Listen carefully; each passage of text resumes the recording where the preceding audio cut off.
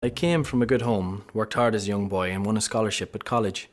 At college everybody seemed so confident where I was a bit awkward, so it didn't take much pressurising at my first party when the lads offered to add vodka to my Coke.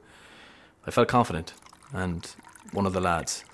I thought I'd finally found a solution to being comfortable in my own skin. I pretty much drank my weekends away at college. And I got a job teaching when I graduated and found it tough going. So I started frequenting the local and met people who drank like me. It made me feel relaxed, and I felt it was a reward for getting through a tough day.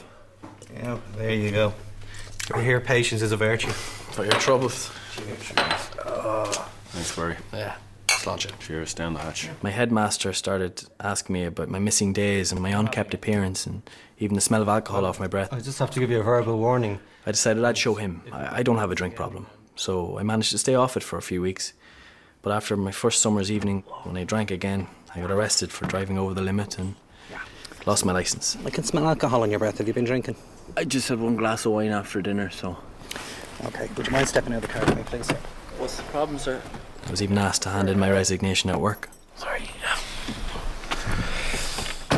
Mr. Edwards, I'd like to perform a breath test on you. There I was. I'd lost my job and my driver's licence. But I thought I could turn a leaf and control my drinking if I changed my life. I always felt I had something to prove to be a real man. So I retrained and got a job in a successful accountancy firm and got married.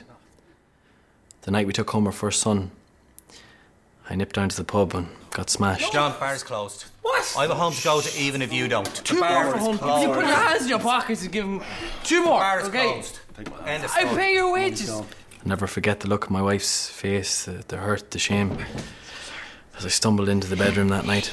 I don't want to know.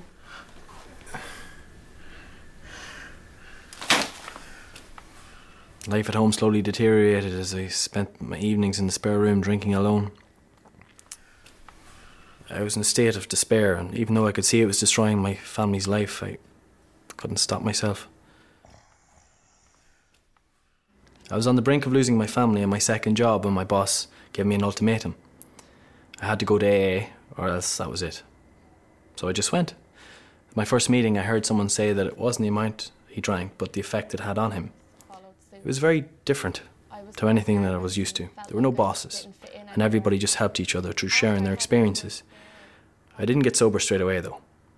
But people just kept saying, come back, and the only requirement for membership was the desire to stop drinking and that you were willing. I found it very difficult to ask somebody for help, but I was so desperate that I did. Sorry, I was just wondering, could I have a quick word with you? For me, asking for help is the spiritual dimension to the programme. This is my first meeting, and I need help. Well, you've come to the right place. My last drink was 5 years ago.